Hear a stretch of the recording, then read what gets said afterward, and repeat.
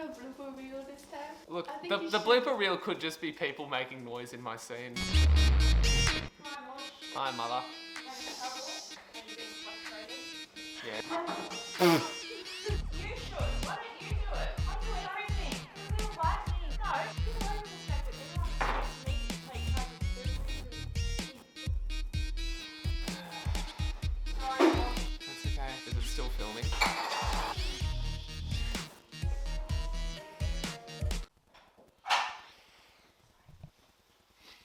Wait, I need my phone. Real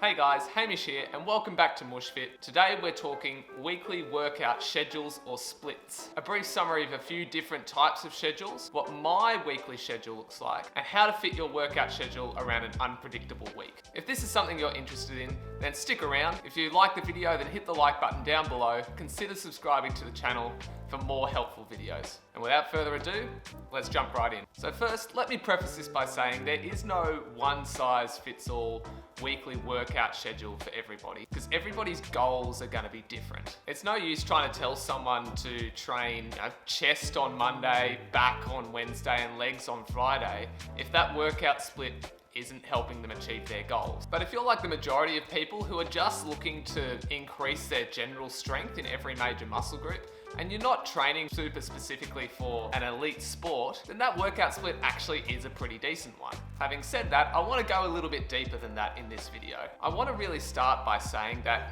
if you're looking to increase the strength of your whole body, I would suggest that there are 6 main movements that should form the basis of your weekly workout schedule. And they would be the deadlift, the squat, the bench press, the overhead press, the chin-up or pull-up, and the barbell row. If you can develop these 6 movements, while obviously training core strength and stability as well, you will be stronger all over. And that's why I think they should be the priorities for every general gym goer.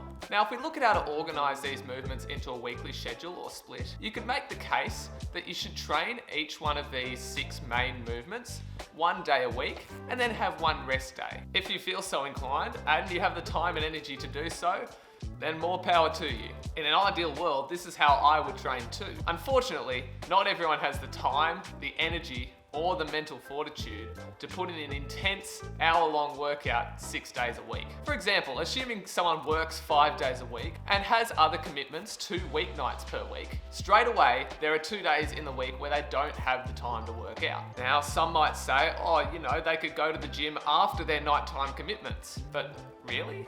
Try doing a late night workout, going to bed at midnight or after, and then waking up at 6 a.m. the next morning to go to work. Now do that twice a week for just 1 year. I don't know about you, but I'd be pretty wrecked. I think it's pretty fair to say that the average person going to the gym isn't going to have the time or the energy to work out more than 4 or 5 days a week effectively and still get a good night's rest every night. If you happen not to be the average person and you work out 6 to 7 days a week, as I said, more power to you. But if you're like me and you train anywhere from 4 to 5 days a week, then there are a few other workout splits that you may choose from to suit you. The first is the good old 3-day-a-week push-pull leg split.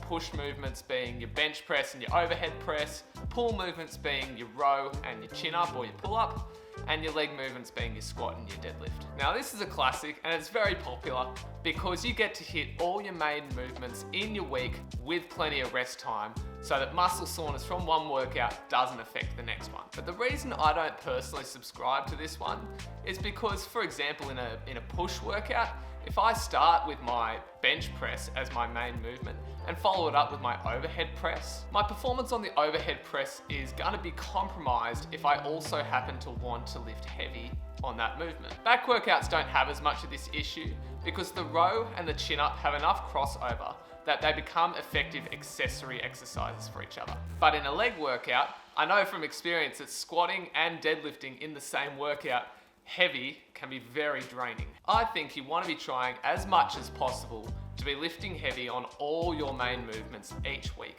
with the exception of your barbell row or your chin-up. The other main option for workout splits is the full body workout every workout.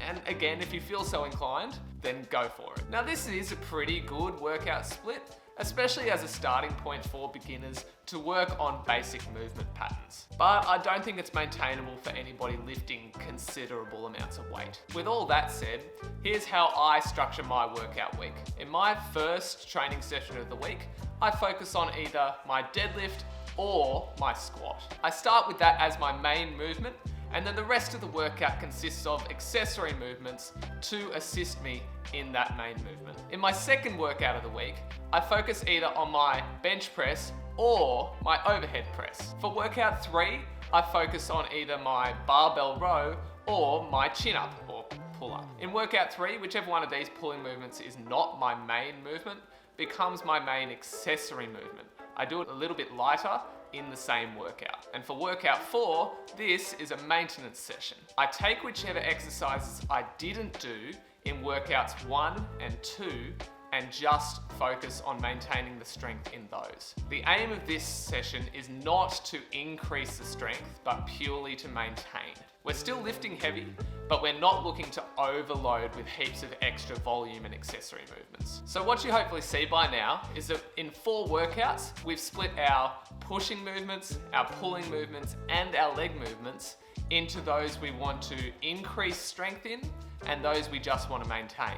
For me personally at the moment, I'm trying to increase my deadlift, my overhead press, and my chin up. So therefore, workout 1 focuses on the deadlift and its accessory movements. Workout 2 focuses on the overhead press and its accessory movements. Workout 3 focuses on the weighted chin up and its accessory movements, one of which obviously, as I said, is the barbell row. And workout 4 focuses on maintaining the strength of both my bench press and my squat. After a few months of training this way, and after making strength increases on my deadlift, my overhead press, and my chin up, I'll simply swap those 3 movements out for my squat, my bench press, and my barbell row. With this workout split, I successfully lift heavy in all my main movements around 4 times per week without burning out. Now, this is all well and good, but not every week is going to look exactly the same for everybody. For example, I have a number of other physical activity hobbies, one of which includes bouldering or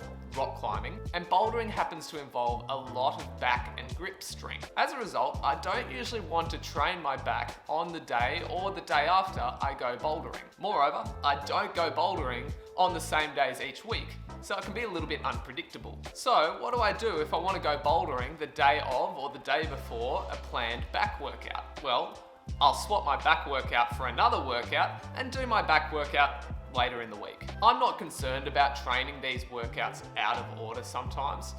It's not the end of the world. Well then, you might ask, what happens if I only have time for 2 or 3 training sessions in a week? Well, the reality is, sometimes that just happens. I don't freak out, I just do the workouts that I've done least recently. Or I combine, say, my chin up and my overhead press into one workout, because they're 2 movements that don't really affect each other's performance all that much. The 2 main things you want to consider when planning your workouts for the next week or so is you don't want to go any more than, say, 2 weeks without training a particular muscle group, and that you may not necessarily want to train, say, your bench press the day after you train your overhead press, or your deadlift the day after training your squat. You want to make sure that the muscles that are going to be doing most of the work in that session are coming in relatively fresh so that you can be confident in your performance. Alright guys, that's pretty much it for today's video. The bottom line is that you should find a weekly workout routine or split that works for you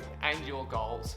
Be proactive in setting aside time to work out, but also be flexible because sometimes life gets in the way. If you like this video or found it helpful, hit the like button down below. Consider subscribing to the channel if you haven't already for more helpful videos, and I'll see you all again shortly. Cheers.